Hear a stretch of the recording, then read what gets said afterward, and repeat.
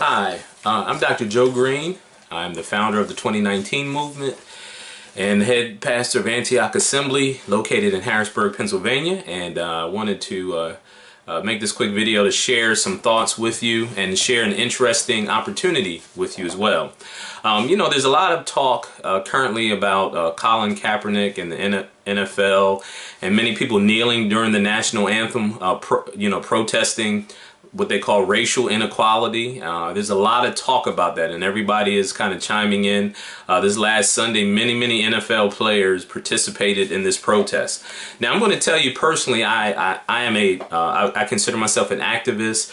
I consider myself one that's striving for racial equality, to build our community, the African American community, racial reconciliation. I do acknowledge that there is racism historically, and there's other types of racism that has been prevalent in this country. So I'm not one to say that there is no problems. That's not what I'm saying. But I want you to hear me out as I say this.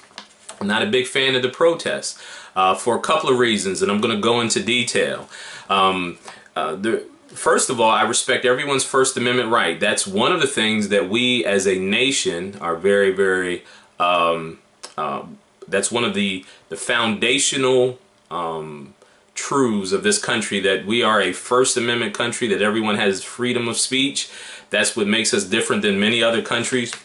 I believe in the First Amendment. I believe people have the right to protest if they see fit. I'm not against people that are kneeling. If they really feel passionate about it, whether I disagree or agree with them, that is their right. I personally believe in this country. There's a lot of issues. There's a lot of issues now, but I believe that this is the greatest country currently in existence in the earth. With that being said, I wouldn't kneel. I stand for the Pledge of Allegiance. I stand for the national anthem. I put my hand over my heart. But I do it from a perspective of understanding some of the issues that are happening. So I'm not a fan of the protests, and I'm going to tell you why. And again, I'm going to give you an opportunity. I'm going to talk about an opportunity for people that really want to make a change. Now, for the record, we don't live in a democracy. Many people will think that. In America, we don't live in a democracy. We live in what's called a representative republic. Now, there's a difference, and I'm going to explain it. The reason it's important to know the difference is a democracy is based on the majority rule, whereas a representative republic is based on the rule of law. And that is a very key difference. Majority rule in a democracy means as long as you get 51% of anything, you can vote on anything, and it becomes the rule.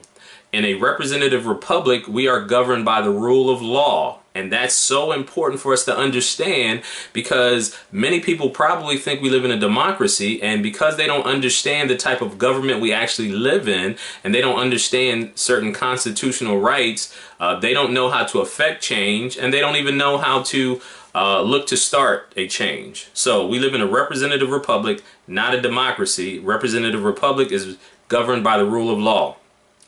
Because of that fact, we must understand how to engage lawmakers and politicians in order to effectively change things. In order to effect change, we have to understand the representative republic that's ruled by rule of law. We have to learn how to engage lawmakers in order to actually get change accomplished. The second thing that we must understand is, in order to effectively protest, we must be able to articulate the issue in order to come up with a clear solution. We must be able to articulate an issue properly. What is the problem? In order for us to effectively seek after a solution. And why do I say that? The reason I say that is because when asked, and most people that follow after this, and many people that even agree with Colin Kaepernick, most of them I've seen and heard and talked to, don't understand the issue. They say that he's protesting racial inequality. That is such a vague term. What does racial inequality mean? I mean, you could say, well, I know what it means, but that's a very vague term. And when you use vague terms like that, you can never come up with a solution, because that is such a vague term. It doesn't really mean anything. Racial inequality. Are you protesting inequality of outcomes or inequality of opportunity? That's one of the things you got to understand. Are you protesting inequality of outcomes or opportunity? Now, just for the record, if you're protesting inequality of outcomes, life is not fair. Everyone's not going to end up at the same place. That's just how it works. Even if you had everybody of the same race, you would never have equality of outcomes, because life is not fair. If you're talking about inequality of opportunities, that's a whole different subject for you to address. Now, another thing I want to point out is the reason that I'm not a big fan of these protests, because you think about this, these million-dollar athletes, for them to protest inequality of opportunities falls on deaf ears. Because for one thing, you look at Colin Kaepernick, he had signed a contract worth over $100 million. He wasn't highly touted coming out, that I know of, coming out of high school or college. He went to University of Nevada, which isn't a big football school. Not too many people knew about him when he came into the NFL, but he worked his way to become a starting quarterback and signed a huge contract. And so it's hard to listen to him complain about inequality of opportunities when he has gotten to the place where he was worth millions and millions of dollars. Now, why is that important? It's important because when you're talking to, say, for instance, NFL owners, they're paying these athletes large sums of money. Most of these athletes make in a year more than 90% of Americans make in their whole lifetime. The average NFL player makes more in a year than the average person makes in their entire working lifetime.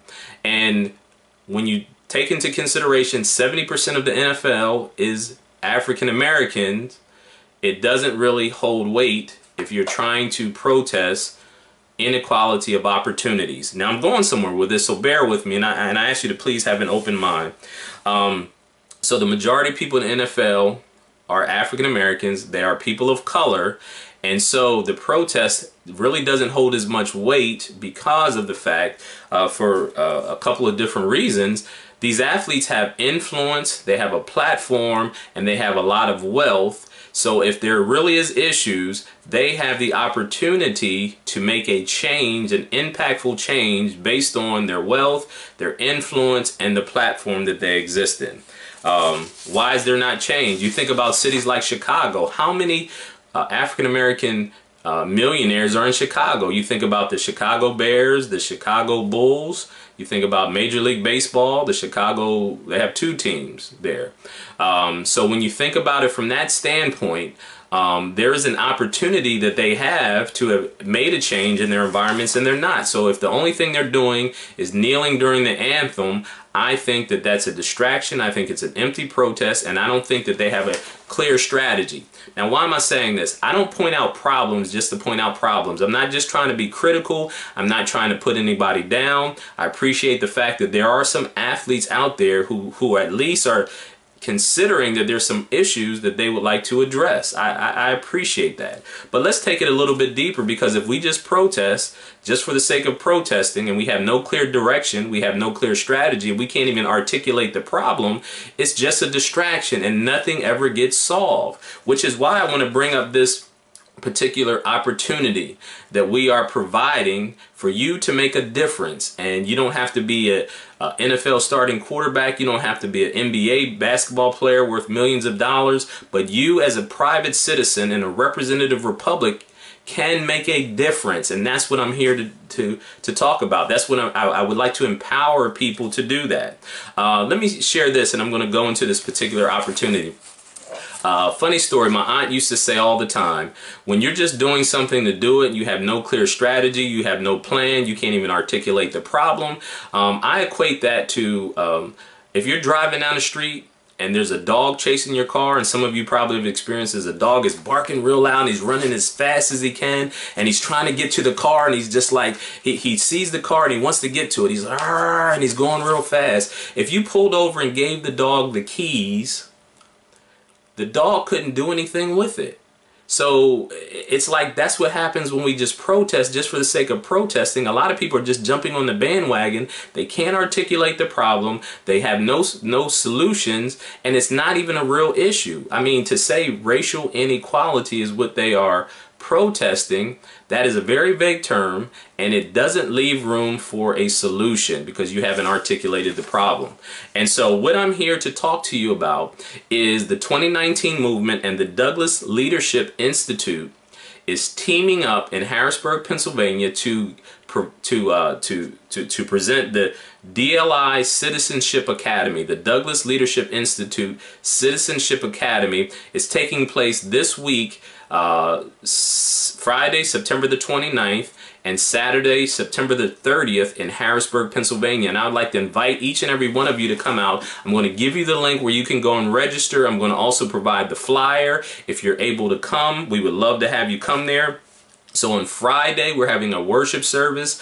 Pastor Ricardo White of Life Center is going to be leading the worship, and many people know he's a powerful and talented anointed worship leader. You don't want to miss it. There's also going to be a word that you receive. There's going to be a spoken word there as well to give you some guidance and some direction. We're going to lay out the plan of what we're doing here, and it's going to be a powerful time. On Saturday, we're having the DLI Training Leadership Institute that's going to equip you in order to engage the public sector, engage the government, engage your local municipalities in order to effectively cause a change to occur. Some of you may want to run for public office in the future. We're going to equip you in order to do that. And we're working with people that work in Washington, D.C., high-level lobbyists and people that are in that sector. And they're going to be able to train you and equip you in order to, as a believer and a Christian, in order to really affect change in your community.